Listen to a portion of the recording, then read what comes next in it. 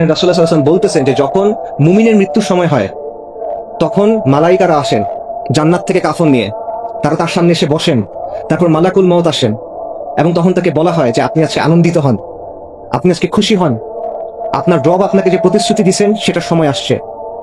ইয়া আইয়াতুহান নাফসুল মুতমাইন্না ইরজি ইলা রাব্বিকি রাদিয়াতান মারদিয়া, যে হে প্রশান্ত আত্মা, যে আপনি আসেন সন্তুষ্ট হয়ে এবং আল্লাহর সন্তুষ্টির পাত্র হয়ে, এবং সেই সময় তার রূহ তার বডি থেকে বের করে নেওয়া হয়। এবং এটা কিভাবে হয়? নবী সাল্লাল্লাহু আলাইহি ওয়াসাল্লাম বলতেছেন পানি যেভাবে গড়ায় পড়ে এভাবে এটা হয়, হালকাভাবে হয়ে যায়।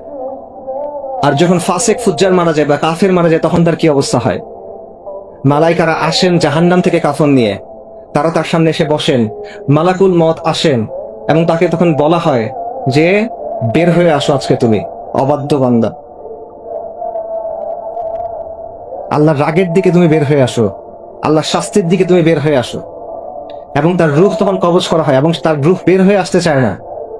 এবং এটা কেমন হয়? নবী সাল্লাল্লাহু আলাইহি ওয়াসাল্লাম বলছেন ভেজা তুলার মধ্যে যদি একটা কাঁটাওয়ালা ডাল ঢুকানো হয় এবং এটা যখন টেনে বাইর করা হয়, এই প্রসেসটা এরকম। আমি যদি ভেজা তুলার মধ্যে কাঁটাওয়ালা ডাল ঢুকাই বের করে আনার সময় কি হবে বলেন? ছিঁড়ে বের হয়ে আসবে, এইভাবে রূহ বের হয়ে আসবে তখন। তো এই দিনটা আপনার জন্য আসতেছে, আমি জানি না আপনার জন্য কখন আসবে, আমার জন্য কখন আসবে, কিন্তু এই দিনটা আমাদের সবার জন্য আসতেছে। এখন একমাত্র প্রশ্ন হলো ওই দিনটাতে আপনাকে কিভাবে সম্বোধন করা হবে, ওই দিনটা আপনি কিভাবে পার করবেন।